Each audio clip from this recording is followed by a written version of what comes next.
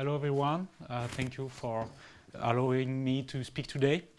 So I'm going to talk about my PhD work. One part of my PhD work is done in joint work with Vincent Fromion from INRA and Philippe Robert from INRIA. So I'm going to talk about proteins. So first of all, I need to make a small introduction about the biological context, the biological question we want to answer to. Then I will explain how we put that into mathematics, into probabilities language, let's just say. Then the main result, mathematical result, and if I have time, I will explain some other aspects with some simulations. So first, the biological context. So you all know that the unit of life is cell. In the particular case of bacteria, their goal is to grow and divide as fast as possible. And to do so, they are using functional molecules called proteins, which basically do everything in the cell. They are bringing the energy, they are composing the wall of a cell, they are used as enzymes, etc. And they are produced from information based on the small part of the DNA, which are the genes. So it's a big deal. The proteins are a big deal into the cell. It represents 50% of the dry mass.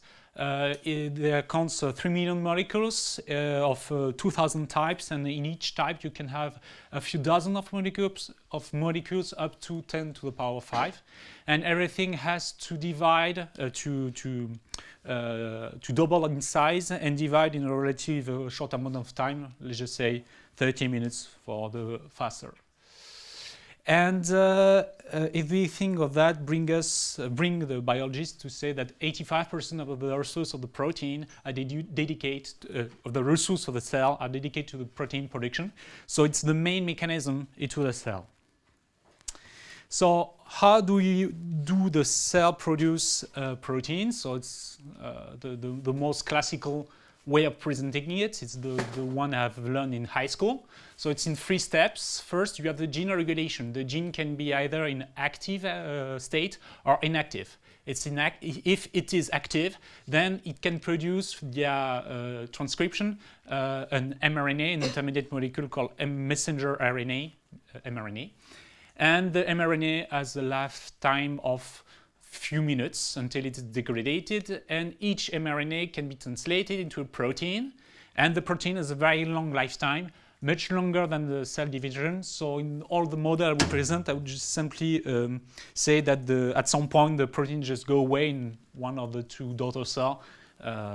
It's just simply dilution. So the problem is that this way of producing protein is subject to high variability. Why? Because the interior of the bacteria is a non-organized medium. Everything goes with random diffusion, and each mechanism to produce a protein is due to probabilities, random collision between molecules. So everything of that make it a stochastic process with a large variability in the protein production. And the problem is that, as I said, 85% of the resources of the protein are impacted by a large variability, so it's a huge problem for the bacteria. And some biologists came up with the idea that there might be some mechanism in order to reduce the variability for some proteins, at least for the most important one. And so, for example, they have seen that there's other ways of producing proteins, like this one with the feedback. So it's basically the same thing as I presented before. The only difference is that each protein here has a tendency to bind on its own gene and hence deactivate it. So each protein here has a tendency to bind on its own genes and it's staying here for a certain amount of time until it's released by thermal agitation. And the important thing to know here is that the more protein you have here, the more of this particular type of protein you have, the more the gene will be inactive, and the other way around. If you have few proteins, then the gene tends to be more active. So it's really a feedback process. And we came up with the idea that it might be a way of reducing the variability. It's the conjecture. There is less variability with this feedback mechanism than there is in the, I will call it the classical model. So our goal would be to put that into equations, into probabilities equation, into mathematical models, and to compare the two distributions and to see if there, with the feedback model, we have less variability, lower variance than in the classical model. So how to put that into equation? So modeling protein production is not new. It dates back to the 70s. And all the models have basically the same assumption. It says that every event, an encounter between molecules, the aggregation of molecules, that is to say the production of mRNA and the production of proteins, and the lifetime of the molecules, everything of that follow exponentially distributed variables, random variables, which rate depends on the current state of the model, of the current state of the model. Yes. So, for example, here you have the classical model. So it can be active or inactive, and the transition is an exponential time of rate lambda in 1 minus. And when it's inactive, when I is equals to 0, it can active again at a rate lambda 1 plus. If it's active, so if I is equals to 1, it can produce an mRNA. So in that case, the big M, which is the number of mRNA, will be increased by 1 with a rate lambda 2. And each mRNA has a lifetime of rate mu2. So the global rate of mRNA degradation is mu2 times M. And we have exactly the same with the protein. Here, each mRNA has a tendency to produce a protein at rate lambda 3. So the global rate is lambda 3 times M. And P will be the number of protein, will be increased by 1 in that case. And each protein has a lifetime of mu3 until it's just simply diluted. So the global rate will be mu3 times P. Okay, so we have that. This model has been studied since some times, as I said, and you can have equilibrium flow, which is the mean and the variance. Everything is determined. So everything is good. So we try to do the same with our feedback model. So what we change here? The only thing is here you have each protein has a tendency to bind on its own gene. So I would say that a protein here will bind on its own gene at a rate lambda 1 minus hat. I will explain what there is a hat here. So the global rate of the activation will be lambda 1 minus hat times the number of protein. When I put a F, it means feedback. So each time you see a F, it will be simply a feedback. So why a hat is just simply, we'll compare the two models, and what you have to have in mind is that the average of lambda 1 minus hat times PF will be in the same order of magnitude as this lambda 1 minus in order to have on the average the same deactivation of the gene. So it's just why I put a hat, it's not the same parameter. Okay. So we try to do the same as before. We try to make equilibrium flow, and there is a little problem is that when you are trying to make to search, for example, the mean, you have to compute the average. Sorry, it's not a C here; it should be a F. Sorry, each time you see a C, it's a F. So you want to produce. You know the average protein gene activity, which is the mean of I. And you can find it because there's a correlation when you try to make that. So we have no way of knowing an expression for the mean and furthermore for the variance. So in order to deal with that, we introduce a scaling. We try to simplify the two models in order to have a simplified enough model in order to be able to make some comparison between the two. So it's equilibrium results. So we introduce a scaling, which is to say that we are going to increase the speed of some parts of the model. So here I'm just saying that the activation and deactivation of the gene will be very fast, and the creation and degradation of mRNA will be very fast also compared to the protein time scale. So how do we do that? So we introduce n, which is a scaling parameter, will be increased to infinity. And we multiply each parameter here by n, here.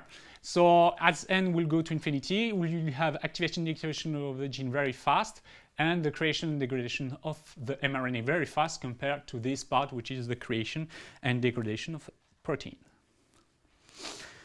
So what will happen? So you have a state with I, M, and P. I and M will be on a quick time scale compared to P. And in fact, we'll have any change in P will you have for the creation of a protein, and instantly your I and M will reach their new equilibrium depending on the current amount of proteins.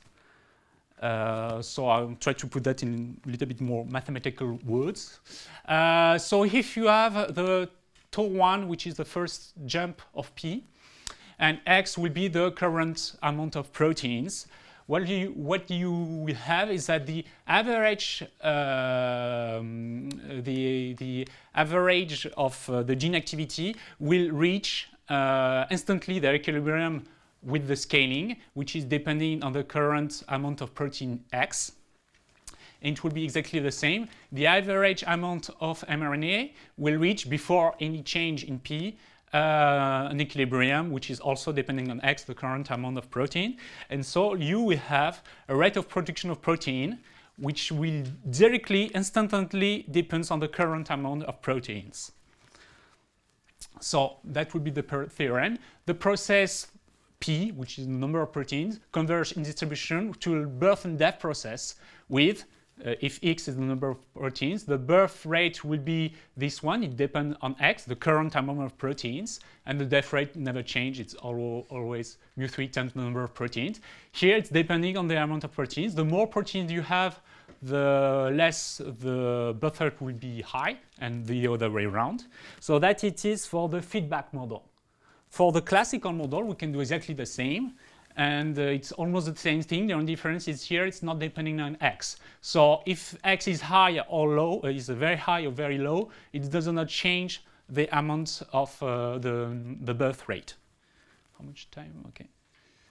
Okay, 5 minutes. I'll be quick.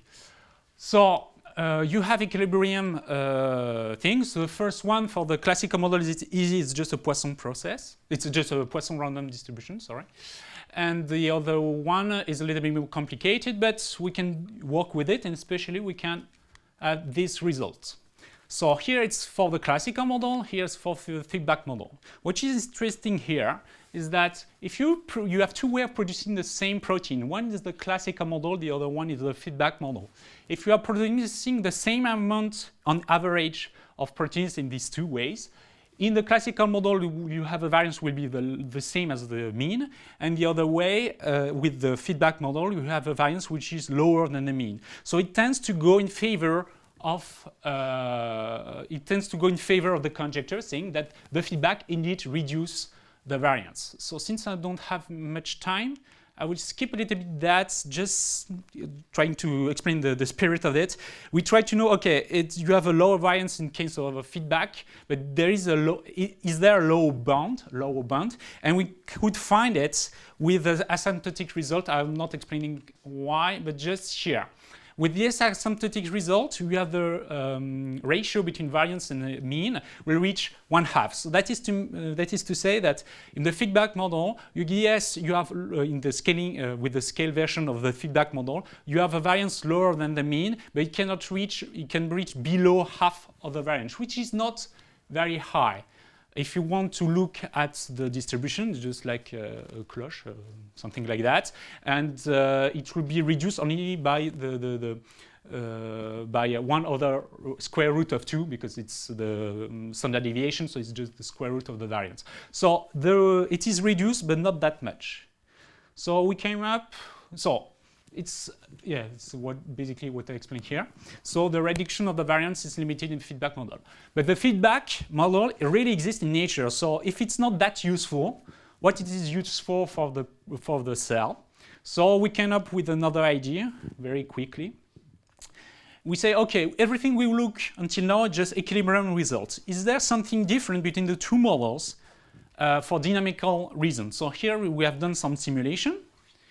Which one is going faster to reach the equilibrium? For example, you have a cell, we have antibiotics, and the cell needs to produce the counter antibiotics very quickly and to produce the counter antibiotic in a very short amount of time. Which way will go faster to reach the new equilibrium?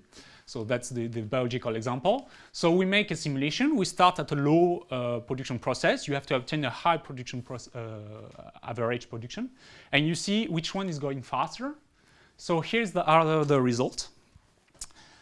Here in blue, you have the feedback model, and in red, you have the classical model. And indeed, it's going much faster for the feedback model to reach their new equilibrium than the classical one. It's going 20% faster for this set of parameters particularly. And it's quite in adequation with biological results, where they did the real experiments, and it can be 50% faster, but we are in the same range of things. So basically, is everything I have to talk. Sorry, at the end I'll go a little bit quick. Maybe you will have questions about that. If you are interested, there is an article about that. For now, it's only on arXiv, but it will be published soon. Okay. Thank you, Renaud. Questions?